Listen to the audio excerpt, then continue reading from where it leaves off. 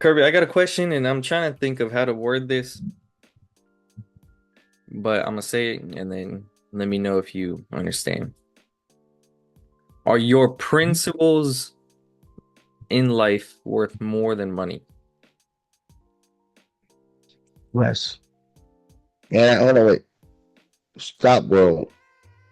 I'm not sitting here saying that, oh, well, can you say that on YouTube? All right, let's just say my principles is worth more than money. I didn't turn down money based on principles. But don't, I mean, people that's been watching, don't act like, I'm, holier than thou. Don't, that's not what I mean. It is some things that I won't do. And so, yeah, my principles are worth more than money.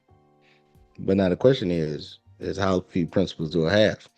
So that's really the question.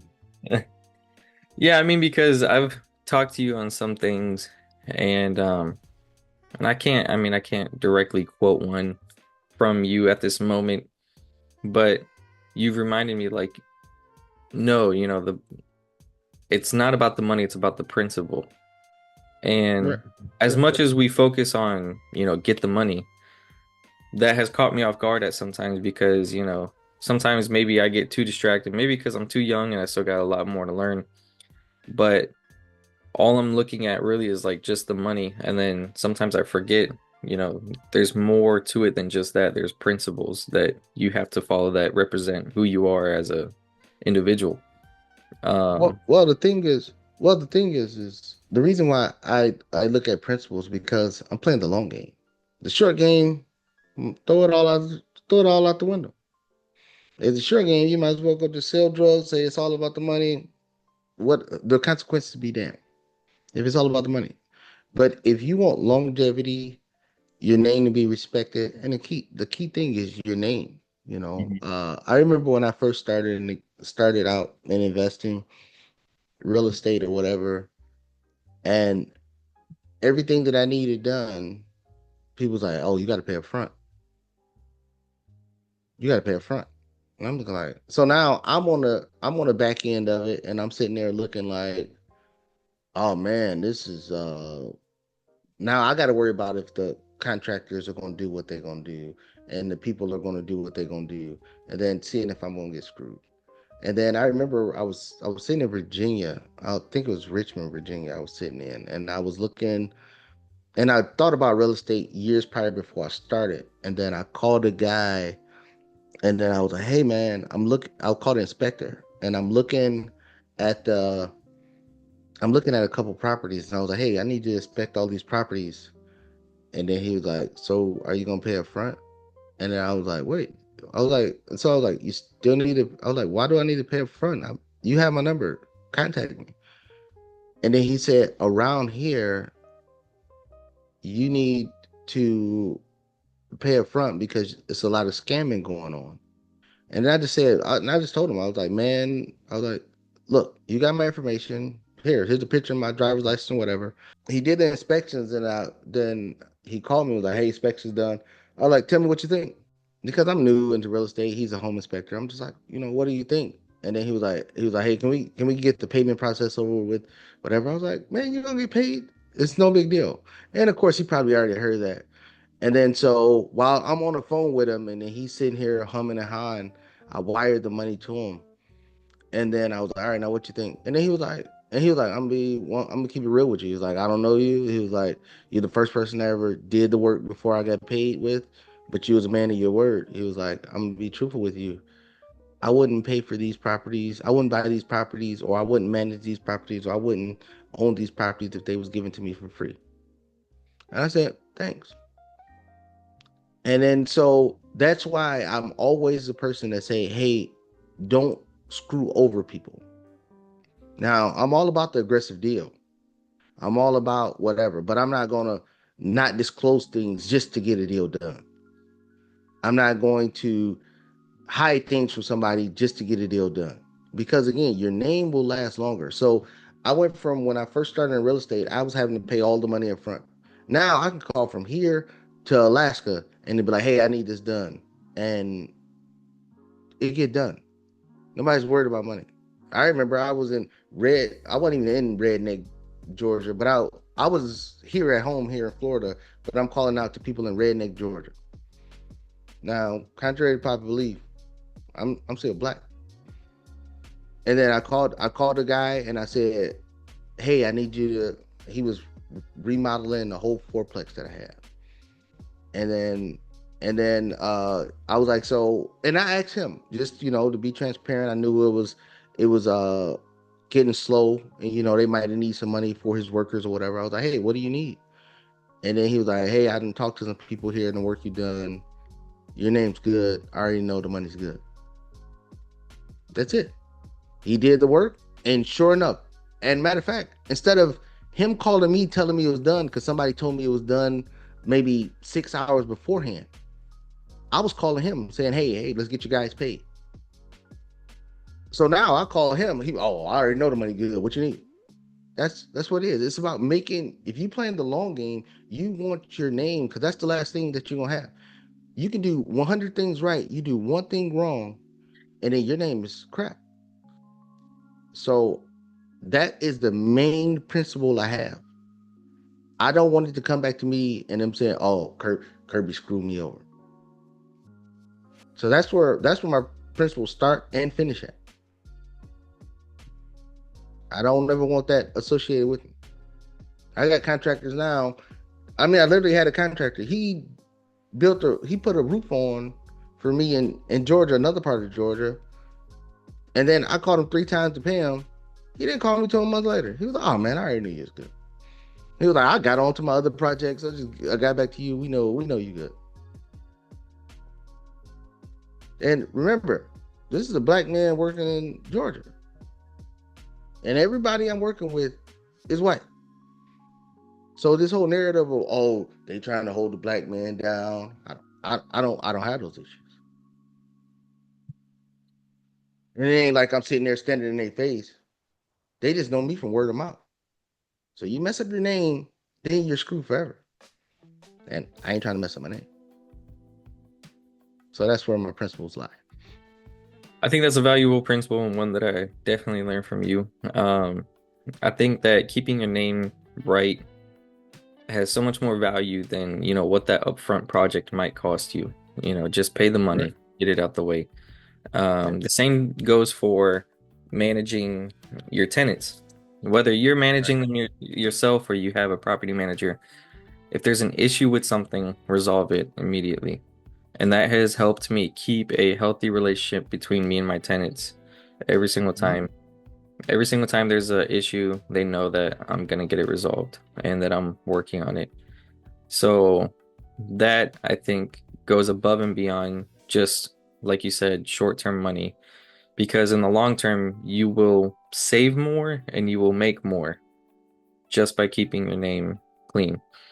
Um, and I mean, I like those stories. Those are great stories. I have a few on a smaller scale. I mean, just like, we use the same lawn care guy, and he had sent me a picture one time of the property, and it was, cut up. And I said, okay, I'll send you the payment shortly. And I completely forgot. And I was going through my phone one day, and this was like 2 weeks later, and I was like, shit, I forgot to pay him. I reached out to him. I said, hey, I'm paying you and I'm gonna pay you for the next one. He hadn't even done it again. It wasn't even his time to come out to cut it again. I said, I'm just gonna pay you twice. And he said, no problem. Like, he's like, I know you're good for it. So, like, that alone told me, okay, like, he trusts me.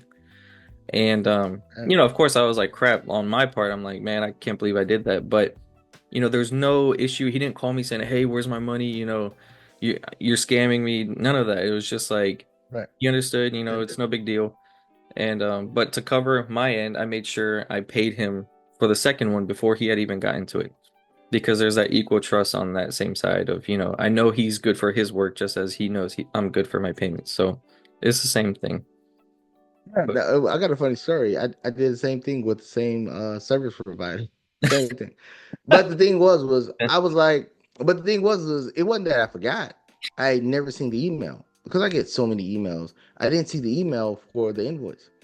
And mm, then so this is like maybe 3 weeks, and then he was like, "Hey, did you ever get the invoice?"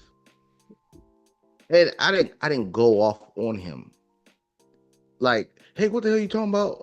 No, I was like, "Hey, listen, if you send me the invoice and I don't pay you that day, best believe I didn't receive it."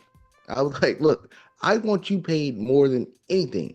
I mean, great relationship. I mean, especially when the Yeah. hurricane came through, they came through and did a whole bunch of extra work. Of course, paid them. They did it, and they was just like, "Oh yeah." I mean, have a great relationship with them. But that's what it is. It's them knowing for sure. I mean, because they providing the service. They providing the service up front that they want to get paid for. They did the work. They want to get paid for. And I know it's people that they deal with that they probably screw them out of money. Like, oh no, I ain't got it this week. Can I pay you next week? So I was just like, hey, look, understand. If you send me an invoice the day of, if I haven't texted you back or sent you an email and said paid, I probably didn't get the email. Maybe give me 2 days just in case. But after that, all right, I didn't totally miss it. And I stressed to him. I said, look, I want you and your team to get paid. Right. You won't have no issue of hey next week or whatever. I want you to get paid. But having those type of relationships, they'll go above and beyond. Like the hurricane came, a lot of stuff that they didn't do. They said, hey, and I called and I asked them. I said, hey, I got a lot of stuff down in the property. I got trees leaning up against the house, branches falling, stuff like that. They was like, we on our way right now. Let me see what I can do. Then they called me. They was like, hey, we got it all cleaned up. Where you want us to put it? You want us to haul it away? I was like, no, nah, just let nature take its course. Throw it in the brush line or whatever. But they didn't. No problem. It's not in a scope of work, but they did it because they know, oh, he's good. And that's the rapport you want to have. But that's where my principles lie is making sure your name is good. So like conversations we done had, it's about okay, yeah, you can make this quick switch, but remember they're going to realize the deficiency, and then now in the community that you're working in, then it's going to be like, oh, this Alex and did this, Alex and did that. Then it starts spreading. But that's why you always want to keep it plumb 100 with people. When I do deals, I don't get into deals in real estate or whatever, and then do the deal, negotiate, and be like, all right, never mind, I don't want it. I don't do it. I gave you my word. This is what I'm going to do. And if I'm not going to do it, I'm gonna tell you I ain't gonna do it. Or I need this. I need stipulations to happen to make me do it. But I'm not gonna sit there and tell you I'm going to do one thing and I do it.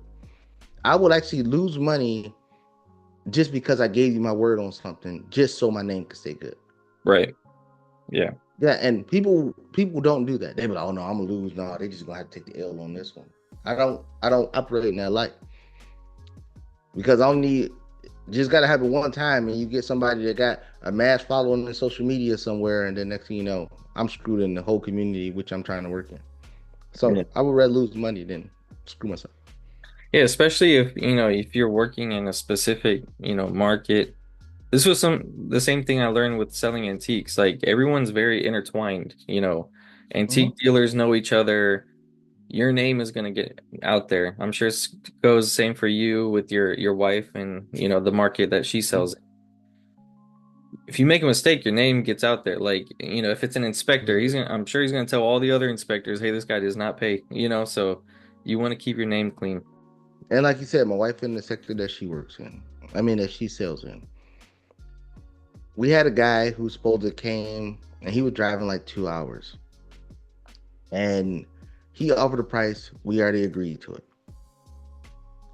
But then he was supposed to come, and then it was like a 2 hour drive, but he never made contact or nothing to say, yeah, he's still coming or whatever.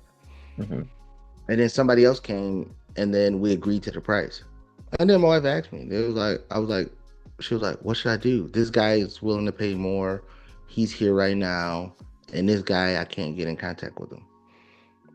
And then so I said, I said, first, see if the first guy that was driving 2 hours away was going to show up, and then tell this guy is contingent, even though it was way more than what the guy that was driving here for was going to do. So the guy got here, and then at first it was, hey, we found somebody that was gonna pay a higher price, but then I said, well, wait, your word is everything. I was like, you got to give it to him for that price.